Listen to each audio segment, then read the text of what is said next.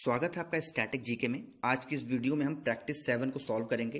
पूरा वीडियो बहुत ध्यान से देखिएगा। इसमें 30 प्रश्न हैं और जो भी आपका रिजल्ट आता है, जितने भी आप क्वेश्चन सॉल्व कर पाते हैं, कमेंट बॉक्स में जरूर बताएंगे। ठीक है, चलिए वीडियो को स्टार्ट करते हैं। पहला क्वेश्चन है, किस मुगल सम्राट के शासनकाल को स्वर्णिम युग कहा जाता है?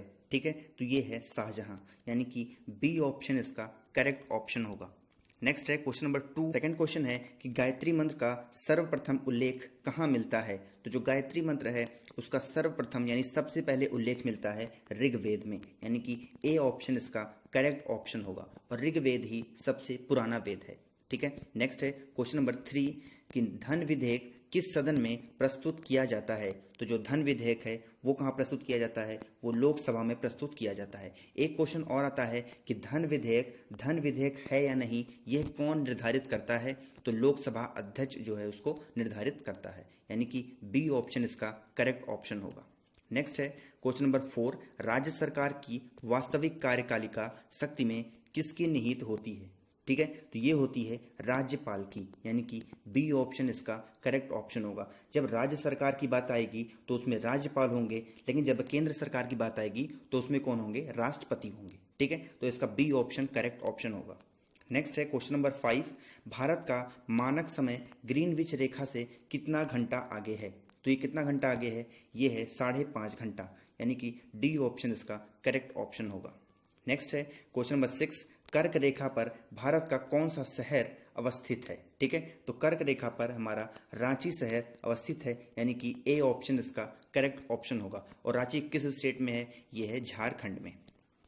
नेक्स्ट है क्वेश्चन नंबर 7, 73वां संविधान संशोधन किससे संबंधित है? ठीक है, तो जो 73वां संविधान संशोधन है वो है पंचायती राज से, यानी कि बी ऑप्शन इसका करेक्ट ऑप्शन होगा। नेक्स्ट है क्वेश्चन नंबर 8, वंदे मातरम को राष्ट्रीय गीत के रूप में किस तिथि को स्वीकार किया गया था? ठीक है, यहाँ पे डी ऑप्शन इसका करेक्ट ऑप्शन होगा, जो कि 26 जनवरी नहीं, यहाँ पे गलत प्रिंट हो गया है, जो कि होगा 24 जनवरी 1950 को इसको जो है निर्धारित रूप से स्वीकार कर लिया गया था। ठीक है, तो डी ऑप्शन इसका करेक्ट ऑप्शन होगा। नेक्स्ट है क्वेश्चन नंबर 9, महावीर जैन की मृत्यु किस नगर में हुई थी? तो जो जैन महावीर जैन थे उनकी मृत्यु हुई थी पावापुरी में। और पावापुरी कहाँ है? ये बिहार में एक जगह है जिसको हम पावापुरी कहते हैं। यहीं पे जो है महावीर जैन की मृत्यु हुई थी, यानी कि डी ऑप्शन इसका करेक्ट ऑप्शन होगा। नेक्स्ट है क्वेश्चन नंबर 10, आयुर्वेद के वैद्य चिकित्सक भगवानती से मानते हैं। ठीक है, तो आयुर्वेद का वैद्य किसे माना जाता है? वो माना जाता है धन्वंतरी को, यानी कि सी ऑप्शन इसका करेक्ट ऑप्शन होगा। नेक्स्ट है क्वेश्चन नंबर 11, कवि कालिदास किसके राजकवि थे? ठीक है, तो किसके राजकवि थे? ये थे चंद्रगुप्त द्वितीय के। ठीक है, चंद्रगुप्त सेकंड के ये राजकवि थे और इन्हीं को हम विक्रमादित्य के नाम से भी जानते हैं, यानी कि बी ऑप्शन इसका करेक्ट ऑप्शन होगा। नेक्स्ट है question number 12, Bandipur project tiger reserve किस राज्य में स्थित है? तो जो बांदीपुर टाइगर रिजर्व है वो स्थित है कर्नाटक में, यानी कि सी ऑप्शन इसका करेक्ट ऑप्शन होगा।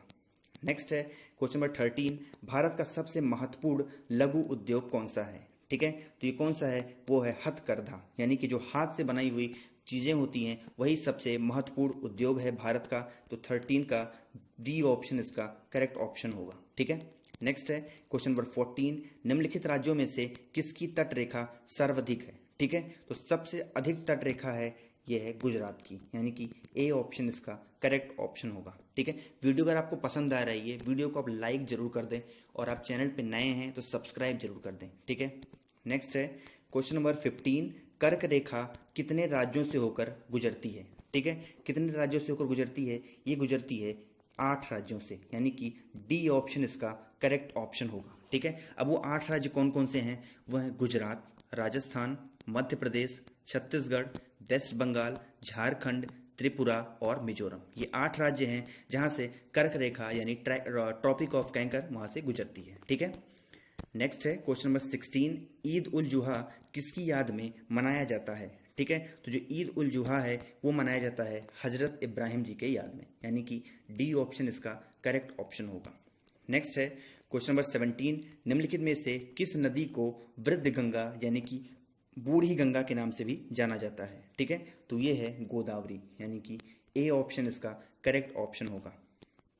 नेक्स्ट है क्वेश्चन नंबर 18, भारत के नियंत्रक एवं महालेखा परीक्षक का कार्यकाल कितना होता है? यानी कि कैग की बात कर रहा है, कंट्रोलर एंड ऑडिटर जनरल की बात कर रहा है, तो ये है 6 वर्ष या फिर 65 वर्ष, जो भी पहले हो जाए उतने तक का इनका कार्यकाल होता है। और जो इस समय हमारे कैग हैं वो कौन है? राजीव महर्षि जी हैं, जो CAG यानी कि कैग आता है वो आर्टिकल 148 में आता है। ठीक है, ये भी आपको ध्यान रखना है। तो सी ऑप्शन इसका करेक्ट ऑप्शन होगा। नेक्स्ट है निम्न में से किस कप या ट्रॉफी का संबंध हॉकी खेल से नहीं है? ठीक है, तो बेटन कप का भी हॉकी से संबंध है, रंगास्वामी से भी ये संबंध है, नारंग से भी संबंध है, लेकिन जो आगा खां कप है इससे संबंध नहीं है। जो आगा खां कप है ये है फुटबॉल से। ठीक है, ये फुटबॉल से है, इसमें पूछ रहा है कौन सा हॉकी से संबंधित नहीं है, तो डी ऑप्शन इसका करेक्ट ऑप्शन होगा। ठीक है, नेक्स्ट है क्वेश्चन नंबर 20, राष्ट्रमंडल खेल कितने वर्षों के लिए होते हैं? ठीक है, तो राष्ट्रमंडल खेल कितने वर्ष के अंतराल पर आयोजित किए जाते हैं? ये आयोजित किए जाते हैं 4 वर्ष के अंतराल पर, यानी कि बी ऑप्शन इसका करेक्ट ऑप्शन होगा। ठीक है, नेक्स्ट है क्वेश्चन नंबर 21, डोगरी भाषा भारत के किस राज्य या फिर क्षेत्र में बोली जाती है?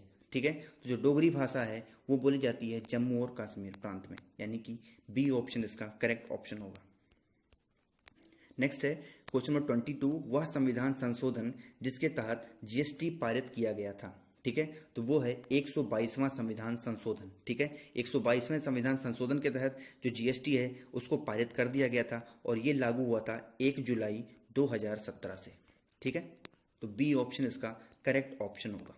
नेक्स्ट है क्वेश्चन नंबर 23, कबीर के गुरु कौन थे? ठीक है, तो कबीर के गुरु कौन थे? वो थे रामानंद। ठीक है, यानी ए ऑप्शन इसका करेक्ट ऑप्शन होगा। नेक्स्ट है क्वेश्चन नंबर 24, शून्यकाल यानी कि 0 आवर कितने बजे शुरू होता है? ठीक है, तो जो शून्यकाल होता है वो शुरू होता है 12 बजे, यानी सी ऑप्शन इसका करेक्ट ऑप्शन होगा। नेक्स्ट है मुद्रा राक्षस किसकी रचना है? तो जो मुद्रा राक्षस है वो है विशाख दत्त की रचना, यानी बी ऑप्शन इसका करेक्ट ऑप्शन होगा। नेक्स्ट है क्वेश्चन नंबर 26, निम्नलिखित में से किस नदी को जीवित व्यक्ति का दर्जा प्राप्त है? ठीक है, तो वो नदी है हमारी गंगा, यानी कि ए ऑप्शन इसका करेक्ट ऑप्शन होगा। और भारत की सबसे लंबी नदी भी कौन सी है? वो है गंगा ही। ठीक है, यानी ए ऑप्शन इसका करेक्ट ऑप्शन है। नेक्स्ट है क्वेश्चन नंबर 27, हाथी गुफा किस राज्य में स्थित है? तो जो हाथी गुफा है वो स्थित है ओडिशा में, यानी डी ऑप्शन इसका करेक्ट ऑप्शन होगा। नेक्स्ट है क्वेश्चन नंबर 28, निम्न में से किसका संबंध कंप्यूटर के प्रोसेसर से नहीं है? ठीक है, तो ये है एंड्रॉयड का। देखिए i7 भी एक तरह का प्रोसेसर है, सेलेरॉन भी प्रोसेसर है और डुअल कोर प्रोसेसर है। ठीक है, लेकिन जो एंड्रॉयड है ये हमारे फ़ोन के अंदर होता है। ठीक है, और ये एक सिस्टम सॉफ्टवेयर है। ठीक है, ये प्रोसेसर नहीं है, ये एक सिस्टम सॉफ्टवेयर है, यानी कि बी ऑप्शन इसका करेक्ट ऑप्शन होगा। नेक्स्ट है क्वेश्चन नंबर 29, भारत में कंप्यूटर का प्रथम बार प्रयोग कहाँ किया गया था? ठीक है, तो ये किया गया था प्रधान डाकघर बेंगलोर में, यानी कि बी ऑप्शन इसका करेक्ट ऑप्शन होगा।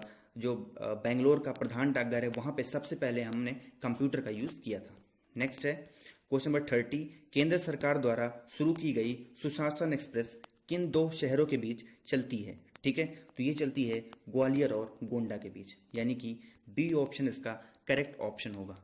ठीक है, ये रही मेरी आज की 30 क्वेश्चन की सीरीज। वीडियो अगर आपको पसंद आई है, वीडियो को आप लाइक, शेयर और सब्सक्राइब जरूर कर दें। ठीक है, thank you so much for watching this video.